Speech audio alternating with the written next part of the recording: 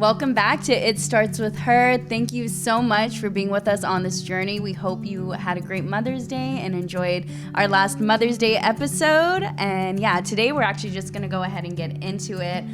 We're going to be talking about fight or flight, which is a heavier topic again, like we've been talking about, some heavy topics. And this one for me is actually really heavy.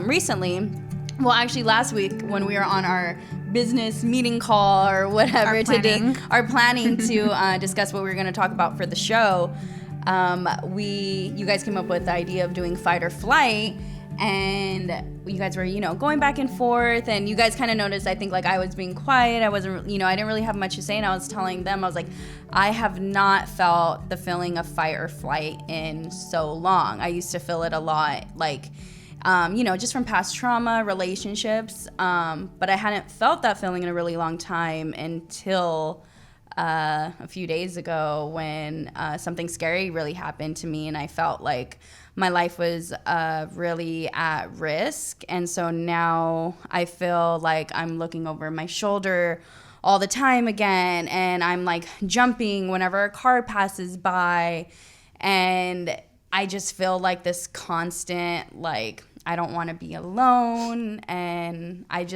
feel shaky and scared, and I have these random panic attacks. Like right now, I'm even like, I feel like I can't breathe. Like it just gets really, even thinking about what happened, I feel like puts me back in that, like, I don't know, I just feel like I'm always in that fight or flight mode ever since what happened. Yeah. It's pretty scary. Yeah, and I guess I'll just say it because I think it's important. I haven't talked about it, but I don't think anybody think it'll happen to them until it happens to them. And I definitely didn't think it would happen to me, but long story short, I was followed by a car who like circled me on my own street at 11 a.m. I was walking my dogs, and I think my dogs, going back to being a mama, my kids were the only thing that saved my life because they were attached to me around my waist. And so yeah, long story short, I felt a car coming up on me, and all black tinted windows. It was really scary. They followed me 3 times. I had to get the cops involved. I had to run to a neighbor who helped me. But yeah, just be safe out there because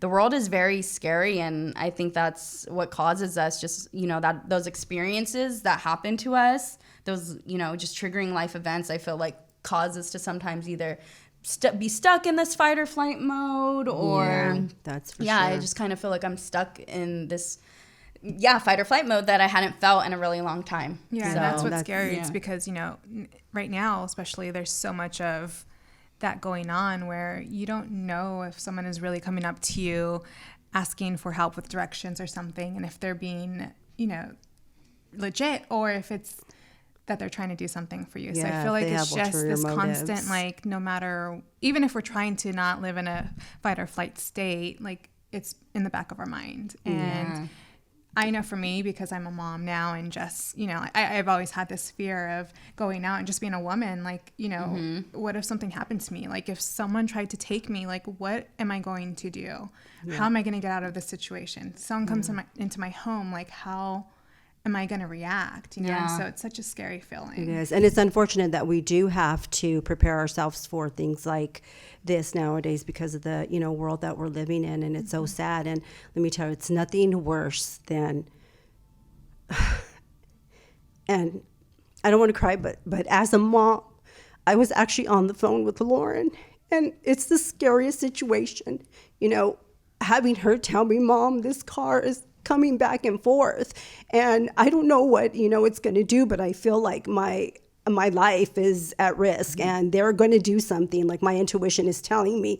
And there's no worse feeling than being on the phone with your daughter, knowing that something could possibly happen to her, and there's nothing that you can do about it. And just being prepared for something like that, I discussed this with her after, and I told her, Lauren, whatever you do, like, we have to be prepared. Like, all of us have to be prepared nowadays. And for her to just dial 911, and she told me, Mom, I didn't want to, feel like I was overreacting, or maybe it wasn't anything. And I told her, it doesn't matter. I don't care if it's nothing. You call 911. And if you feel uncomfortable and you feel like your life is at risk, it does not matter if it's nothing, but it's best for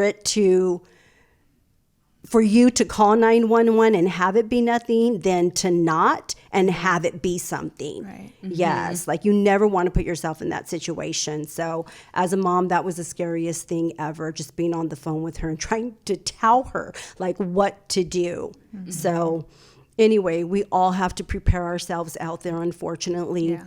And these are the things that we have to think about. And yeah, that fight or flight mode is like the scariest thing to be in. And I think we've all been there, whether it's in like a scary situation or even just, personal relationships. We can be in that fight or flight mode from things that have happened in our past. So we all got to be safe out there, and we really have to take into consideration when we're out and about, or we're walking our dogs, or even, walking to our cars from stores, or, the grocery market. Like, don't be on your phones. And that was another lesson, like, always be aware of your surroundings, because you just don't know. I mean, they're looking for the girls that are on their phones, who are distracted by something, especially, with Serenade being a new mom. Like, I worry about that all the time. Like, you have to prepare yourself for what if. Yeah. Yeah. So you know exactly what to do. So exactly. And I always feel too, like, when I am walking the dogs every day, I do think about that, or as much like true crime docs and whatever we see on TikTok. Like, we feel like we always are seeing this, but still, until you, like, in that moment, I always thought like, oh yeah, I'm gonna fight off the bad guy and they're not gonna take me. But like, in that moment, like, I seriously froze. Like, the fact that I couldn't even call 911, like, I didn't, because I thought maybe I was overthinking. It's like, trust your intuition always, like, especially when you're in that fight or flight mode. I mean, I was trying to direct her as best I could, and I told her, run to a neighbor's house, knock on the door, start yelling, screaming, fire, whatever you can. And thank God that there was a neighbor that happened to just come out, and that's what actually helped save her. I personally think, because then the car drove off. I mean, after circling her for 3 times. Yeah. And the neighbor did notice. He went out there and he said, they're waiting. Yeah, they're waiting. And then once he picked up his phone to dial 911, that's when they took off. And then she didn't see him again after that. Yeah. So, and I think by her having the waistband, walking your dogs attached to your waistband, that actually helped as well, because they probably realized that your dogs were attached to you. Yeah, probably. So, but exactly. Be safe out there and always be aware of your surroundings. But getting into fight and flight. Fight or flight. There's different types of fight or flight. And I know you've experienced it too. Yeah. You want to talk about that? Well, let's talk about, I guess, first the different responses to stressful situations. And, there's fight or flight, which we obviously know. And I didn't know that there's actually more. There's freeze and fawn, right? So freezing is when you feel like you are you're stuck in a situation, a life-threatening situation, or where you perceive harm coming to you. And then fawn, it would be... like where you kind of feel like I did this when I was in relationships, where I just kind of lost my identity, and you just please pleasing. You're pleasing everybody else. Yeah, so you're appeasing the threatful situation, right, to get out of it.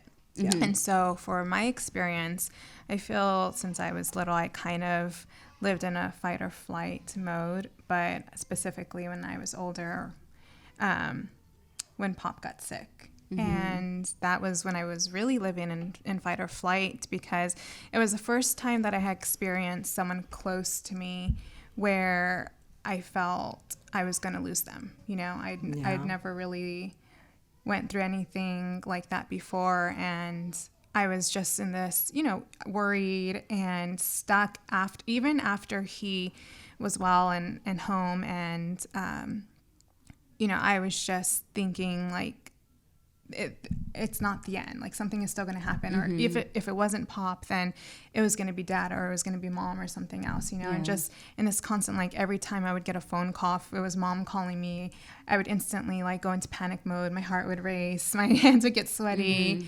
thinking, oh my gosh, what is Mom going to call me about, telling me, or even like when I was living home at that time, and Mom would walk down the hall, and I was already in bed at night and thinking like, she's coming to my room to tell me something, So it's just this constant, like, living in, you don't know what's going on, and you don't know if you have to prepare for, something. Yeah. And it's just really stressful. It's very stressful because your mind is always racing about that, whatever that trauma was, or even sometimes you don't even know why you're feeling this way. And I know there's times like I've called you, I'm like, Mom, I don't know why I'm feeling this way. I just feel like, it feels like almost tingling, and that's how I explained it in my body. Like there's like I'm not always sure what exactly it is. I'm just off. Yeah, that constant living in fight or flight I felt like I was stuck there for a long time. Yeah. I mean, since probably, I would say even my early teens, from things that had happened in my past. And there's no worse feeling than living in that fight or flight and not knowing how to get yourself out. I mean, it wasn't until I just started doing the work about 5 years ago that I finally realized, like, oh my gosh, this is me. Like, I've been stuck in that state, and it's so overwhelming and it's so exhausting, and you don't know what it is because you don't know how to identify it. But when I finally did and I started doing the work, I mean, and I'm still doing the work because even though I'm able to deal with situations a lot better, and I don't find myself being in that, there are times where I can go back into, like those old ways, certain triggers, things that trigger me. Like this weekend, I actually had a lot of anxiety, and I had a panic attack that I hadn't had like in a long time. And as much as I try to, stay calm, there was a couple of things that happened that kind of triggered me. And we were out and about, me and my boyfriend, and I had already been feeling anxiety and stressed out like the entire weekend. And I had told him that, you know what, I don't know what it is, but probably because of what had happened with Lauren. So I just had like a lot of anxiety and a lot of stress. And it just, one thing kind of led to the other. And yesterday we couldn't decide where we wanted to eat. And he wanted chorizo, and I was trying to look for places that were still serving chorizo, because mind you, it was already like after 12. So I'm like, there's not going to be very many places. So he's like, well, look up something and see, where we can have it. I looked up a couple of things, and I suggested something to him, and he totally went with something different. So I'm like, okay, cool, I'm good, fine. So we totally went to a totally different restaurant. We get off, we go in, we check their menu. He doesn't like it. We get back in, go try another place. By this time, we're driving around for like half an hour. And I'm like, oh my God, I'm like so over this, I already looked something up. You didn't want that. So I just told him, you know what? Let's just go wherever you want. Like, that's fine. We drive to another restaurant. He kind of circles in the parking lot. And he's like, well, I'm not sure. What is it? What do you want? Do you want this? And I'm like, you know what? I suggested something, like, this is on you now, guy. So I could just kind of feel myself going, oh my gosh, I'm starting to get heated. I'm starting to feel like, okay, there's going to be a panic attack coming on. I already feel it. And as much as I try to like do the breath work, he leaves the driveway. I mean, he leaves out of the parking lot and leaves this restaurant. And I'm thinking, oh my God, here we go. I'm hungry. He's going to try and find another restaurant. We've already been driving around for quite some time. And I just let it out. He's like, well, where do you want to go? And I'm like, you know what? Just take me home. I just want to go. I'm so done. I'm so over with this. I mean, it went from 0 to 100 within a matter of seconds. And I'm like, you know what? I just take me home. I'm over this. Just take me home. I want to go home right now. I started having such a bad panic attack. Like, I started sweating. I was wearing this bra that was just like constricting. And in the middle of the road, I didn't care. Thank God I was wearing a tank top, because I was able to take the straps off, and I was able to take that bra off and fling it. I'm like, oh my God, I got to take this bra off because I feel like I am just going to lose it right now. And just by taking that bra off, oh my God, it just like, okay, it kind of helped. Calm down. And he dropped me off and he said, you know what, I'm going to give you a few minutes. I said, I think that's going to be a really good idea. More than a few minutes, a few days. So he left. He gave me about a half an hour.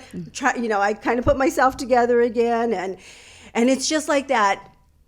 And then going through like, oh my God, I overreacted. And then that guilt of feeling like, oh, you went back to what you said you wouldn't go back to. Exactly. What you grew from. And I found myself there again. Yeah. Yes. But I feel like, there's a different, like we used to live in a constant state of fight or flight where our nervous systems were so dysregulated. Yes. We didn't know how to get out of those situations. No. And so since we've, been healing and we don't live in that fight or flight anymore, we still do have moments of being in fight or flight, right? Yes. And so, like, same for me. I don't know how to say this, but, like there's certain people that will trigger these responses in you. If there's a history with these people and you have to be around them, right? I know for me, that's how I get. It's like, I always have to prep myself, like, okay, I'm good. Like, I'm not gonna, it's not as bad as I think it's gonna be.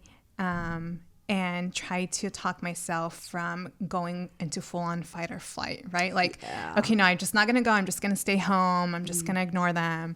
And yeah, just trying to, like really regulate those feelings because it's not a good place to be, especially when you already have to be in these situations where you feel like you're being threatened or at risk of whatever.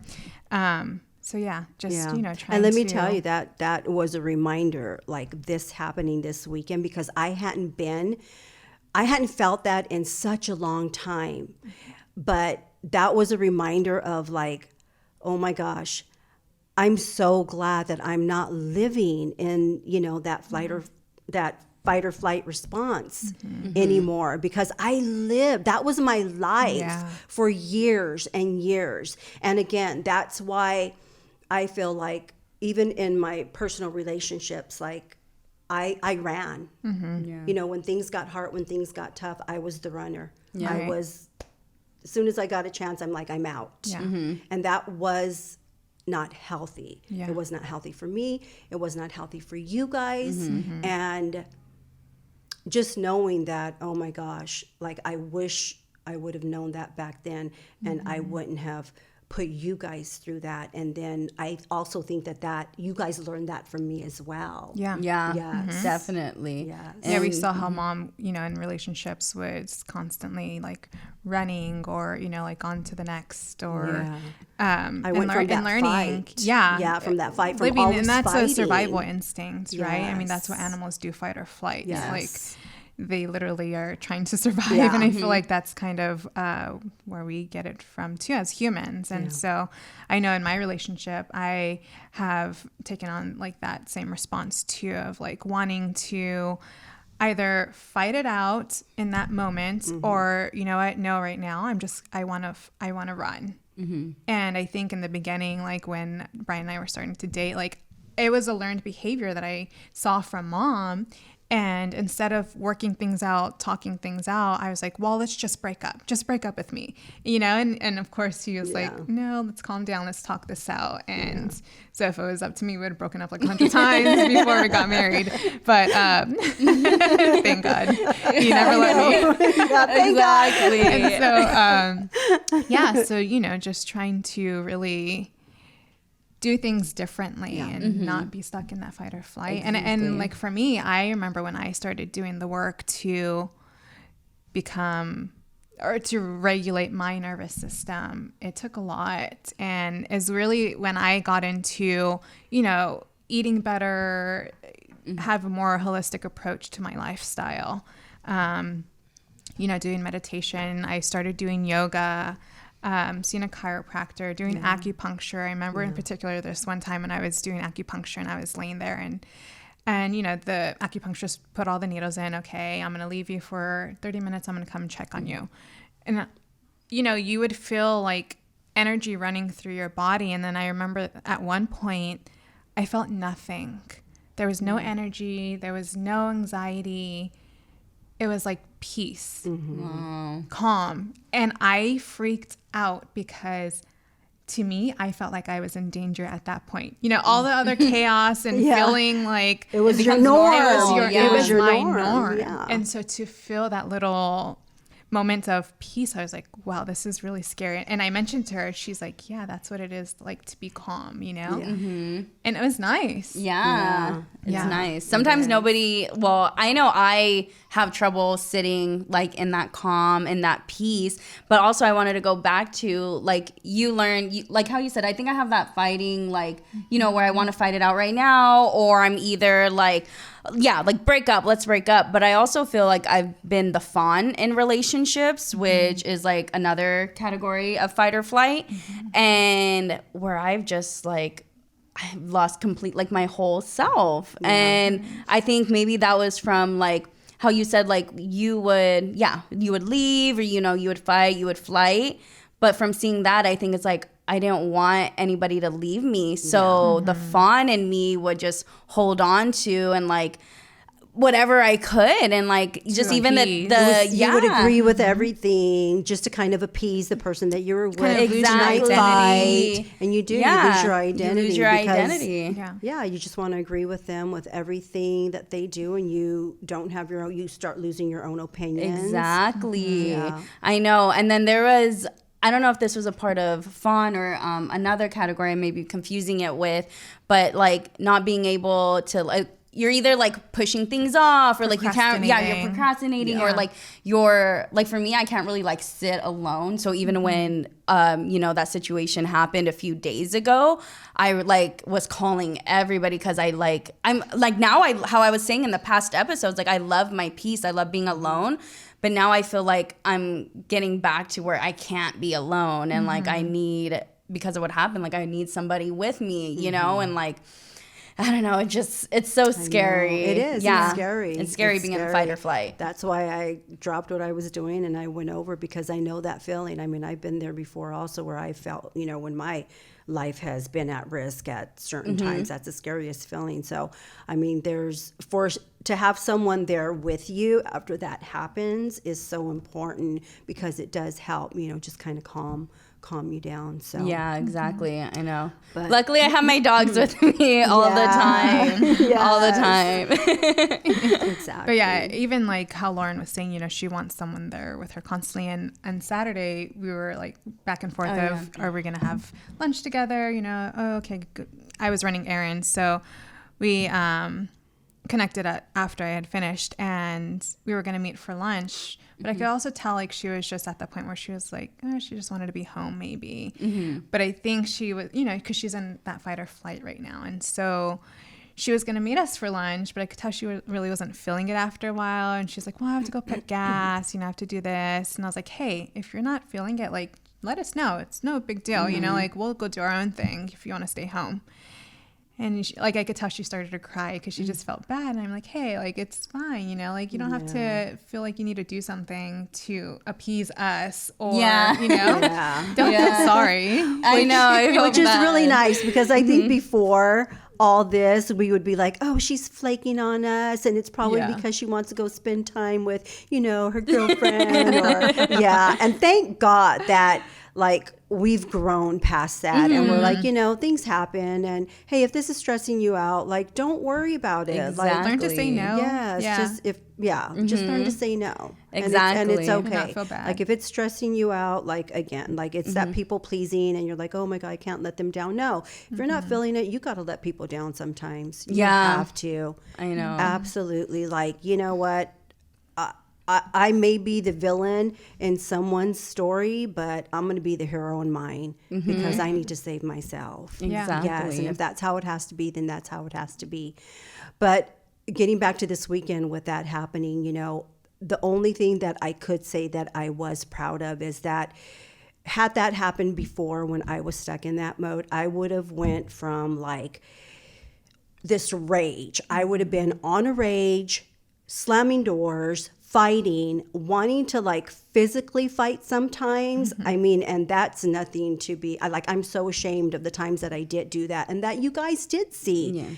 situations where, you know, that has happened. And that's because I didn't know, you know, what I was dealing with, and learning how to control my emotions has helped so much. But that is one thing that I have learned, like, yeah, sometimes I am gonna, you know, and we all are gonna go back to being in that certain mode, but still, when you know that you're in that situation and you're feeling that, like, at least if you can control your emotions and be like, okay. And it was good because he's learned also, like, okay, I'm going to give her some time. Yeah. Or I even will say, hey, you know what?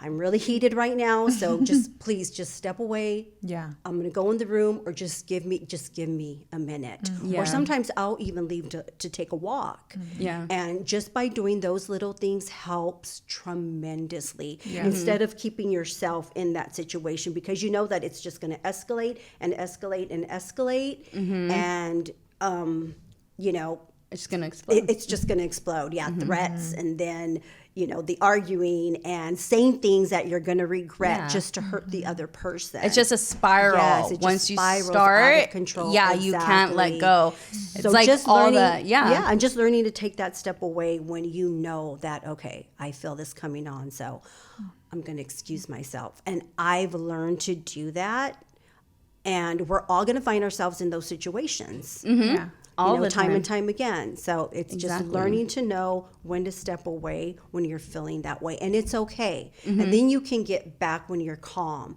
and when you're, you know, level-headed, and you can have that conversation again and not Exactly. avoid those hard conversations, because that's another part of it, like avoiding hard conversations. And we can't avoid these hard conversations, because if we do, we're never going to fix the problem or the issue. Yeah. Exactly. And like, even in, like, you know, relationships and our partners, like that, like our fight or flight response, like, yeah, that can come from the past and trauma, but it can also affect our partners too. Yeah. And so just even communicating and not, like you said, like just not being embarrassed. Like if you're feeling like, oh, you know, like tell your partner, like, hey, like there's something going on inside me. Like, I don't know, I'm feeling like anxious or I'm feeling upset. Like I tell my partner that, like, if I feel it and I'm like, okay, I'm going to explode and this might like be taken out on her, like I'll remove myself from the situation, or like, you know, just tell her like, hey, I'm feeling like, because you don't want to react. You don't want to be reactive. Yeah. Exactly. And You don't any wanna be little thing reactive. when you're in that moment can trigger you. Exactly. Any little thing can trigger you. Yeah. Anything can be anything could be a trigger. Yes. Yeah. So, I mean, now you know that you've had this experience and you're currently living in fight or flight. I mean, like you said, you know, you don't know how long it's going to last, but I guess there's different ways that we can handle our fight or flight in response to stressful situations. Yeah. Right? Well, So, first I'll probably start off by seeing a therapist again for that. And just talking through that and dealing with that. I mean, there's different techniques, like I mentioned, you know, all the things that I did. I feel like breath work is humongous. Like, it's very I did some helpful. breathing last night, actually. Yeah, and that's what it I helped. did. You know, like when I was telling you, we were going somewhere, and I was gonna have to face someone that I was like, had to take a breath, had to talk myself through. You know, so doing these little things of breathing, just talking to yourself, regulating your nervous system. Exactly. Yeah. Yeah. Breath work has helped me tremendously, and it helps everyone. So if you can get your breath work under control, oh my gosh, that's like a lifesaver. Yeah. That's a game changer. Big time. Right. I feel like all these responses come obviously when we perceive a feeling, and then in our mind, right? So I feel like if we can calm the mind, then we can calm when we feel stressful. Or threats. Exactly. Yeah. And instead of completely shutting down, you know, like some people have a tendency to do, shutting down. Also, part of it is like just feeling numb, feeling stuck. Yeah. Feeling numb, or you just don't like have any kind of emotions or feelings, and it's, you know, neither here nor there, but you're just like, I'm not really feeling anything right now. Yeah. And, you know, and you start disassociating, you're not, you know, socializing anymore, and, you know, you just stay home and you're kind of stuck in a mode that you're not even know why you're feeling that way, but that's part of it as well. Yeah, exactly. I was like, I was getting stuck in that mode, like when, you know, I canceled on Serenity and Grandma, and literally that day I just stayed home and I sat on the couch. Like the TV wasn't even on. Like I think maybe I was scrolling like, you know, on Instagram or was TikTok or whatever, just like, but like my mind wasn't there. Like, and it felt like almost numbing. Like sometimes I guess I would think about what happened, but sometimes it just like, yeah, it was just numbing. And I just sat there, and I think, we were supposed to meet at like 4, and I said, oh, KJ gets off at 7, blah, blah, blah. And I was literally there for just 3 hours on the couch. And then like, it was dark, and I was like, oh crap, I need to make dinner or whatever. And like,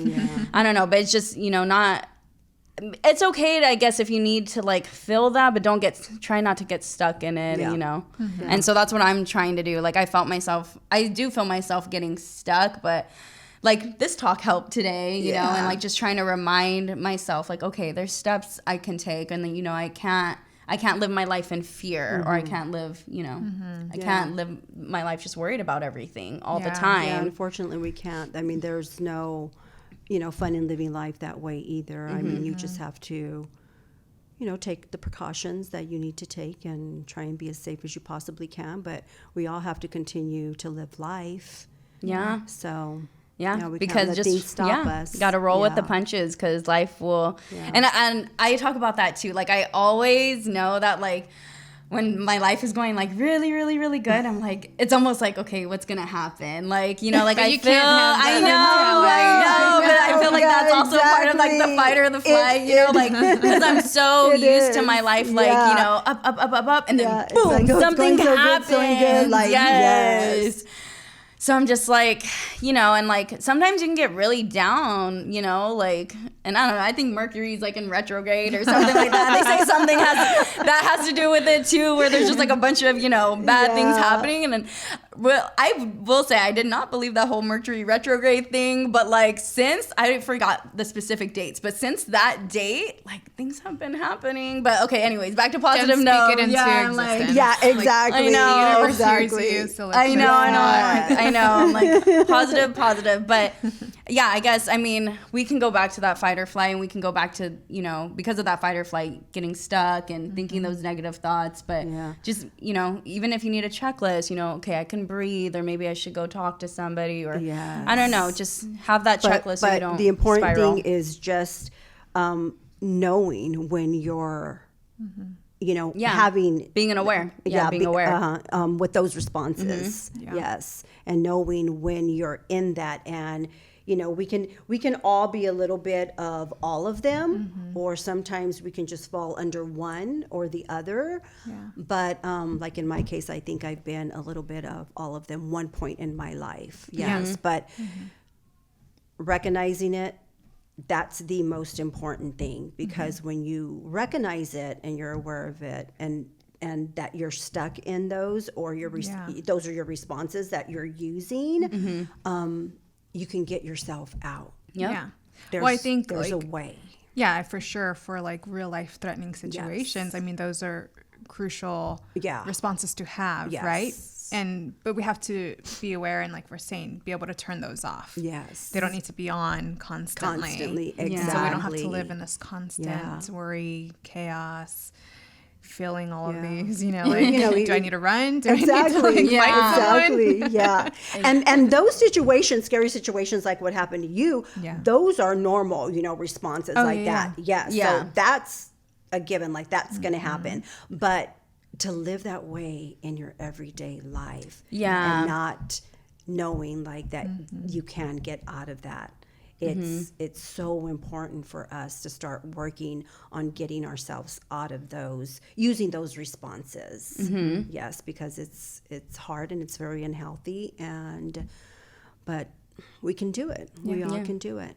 Definitely can. It takes practice, and it just takes awareness on that you're doing those things. And learn to respond differently. And the breath work, the breathing. Helps tremendously. Meditation. Walking. Yes. Exactly. Yes. And just telling the person when you know, and you're feeling it coming on, you know what? I'm feeling this way, so you're going to have to give me a minute. I need a minute. I need a minute. Yes. And it's not embarrassing. I need to breathe. You won't look crazy. Just communicate your feelings. Yes. That's what it's about. Communication. Communication is key. Communication is what's going to fix the problem. Exactly. Because problems are going to arise. Yeah, always. We're not going to get away from them. I mean, that's just life. But knowing how to communicate it is the important thing. Yeah, I agree. And learning that. I agree. So, all right. Well, who has the quote for us today? I do. You do. Okay. What do you have for us? Okay, Nay? so this is by Lisa Turkhurst, and it says, progress.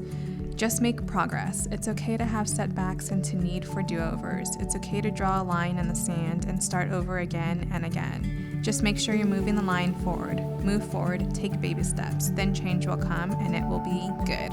Yes. I know. I mean, that's how we all started. We took baby steps, and I don't think we could get to this. You know, we're still healing every day, but we're still learning, and we're still growing, and we're going to continue to make mistakes. Yep. I mean, that's just how you learn, and that's how you grow. Yes. Exactly. Yeah. I mean, until the end of time. When it's our time, I mean, we're all still going to be learning and growing. Exactly. All right, guys. Well, we'll see you next time. Thank you for being here with us. Yes, thank you.